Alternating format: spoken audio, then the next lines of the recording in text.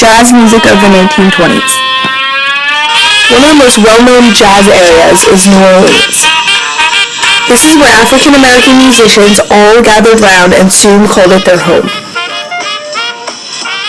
Not until 1917 did the word jazz come about, but it soon spread through the entire nation. New Orleans bands were composed of three voices: the cornet, the clarinet, and the trombone. New Orleans could be easily said to be the birthing station of jazz music and some of the most well-known jazz artists. Jazz also played in other cities, though definitely more uniformly. These places included Chicago, home of many cabarets and clubs. Also Kansas City, where by 1920 you could hear jazz music on every corner. How could we forget New York, home to many clubs, and among most of the well-known, the Cotton Club. New York can also be named the state where most societies realized their appeal to jazz music. There were many influential jazz musicians in the 1920s, majority of them being African American. Among these people was Joe King Oliver, who had the most popular band in the early 1920s. He started by playing the trombone as a child and soon switched to the cornet, just in time to become a part of Bill Johnson's band and take control. The band played at Chicago's Lincoln Gardens until 1924, when Joe King Oliver was offered a job as a band leader for New York's Cotton Club, in which he made the worst decision by refusal. Edward Kid Ory was America's first big jazz trombonist. Ladies and gentlemen, here's one you all can sing with us. He also became leader of America's first African-American band to record New Orleans jazz music.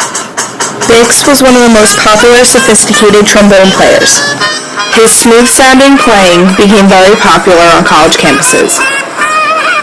He joined the Wolverines and made his first recording in 1924. He soon then became a part of Paul Whitman's orchestra. Up next is Jelly Roll Morton, who was the first great composer of jazz. Also, being one of the first to travel the country, he spread the New Orleans sound. In 1925, he settled in Chicago, where he recorded. He also became a member of the band called the Red Hot Peppers. Paul Whitman grabbed the title for the King of Symphonic Jazz. Whitman also helped Gershwin write Rhapsody in Blue.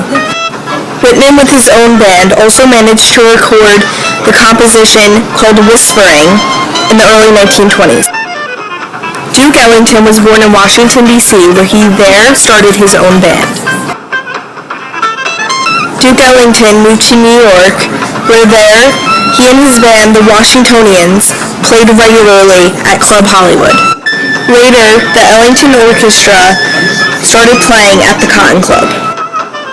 They became famous for their Jungle Nights show, when they were then hired permanently at New York's Cotton Club. Earl Hines is most well known for his significant influence on modern pianists.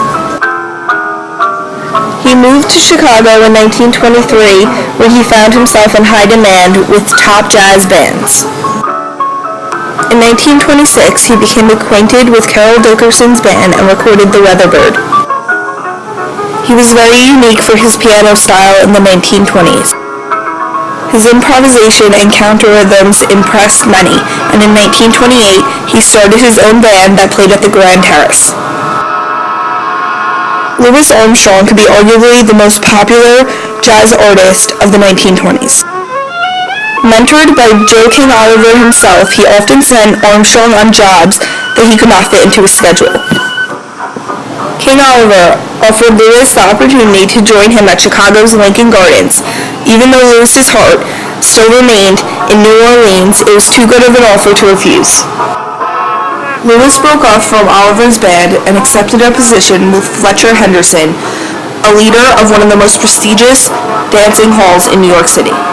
At the Rosewood Ballroom on Broadway, Louis combined his new sophisticated style of jazz with his original New Orleans sound. It became very evident that Louis was the best jazz solo artist on Broadway. He then moved back to Chicago in 1926. The New Jazz Age even influenced the style of clothes, especially young women. Young women who adopted this jazz style were definitely not afraid to show some skin. They wore fringed dresses that were very short, feathered bands around their heads, and silk stockings rolled just above the knee. These women were known as flappers. The New Jazz Age brought life to every society that became a part of it. It even helped interracial combining by forcing whites and African Americans to realize their love for jazz music. Now sharing the common love for jazz, it allowed all different societies to celebrate the New Jazz Age. Another event in the 1920s after World War I was the Harlem Renaissance. This movement mostly involved art, music, and theater. African Americans spread their culture through their talents. They created a lot of racial integration. African Americans used jazz music to spread their cultural beliefs to northern cities.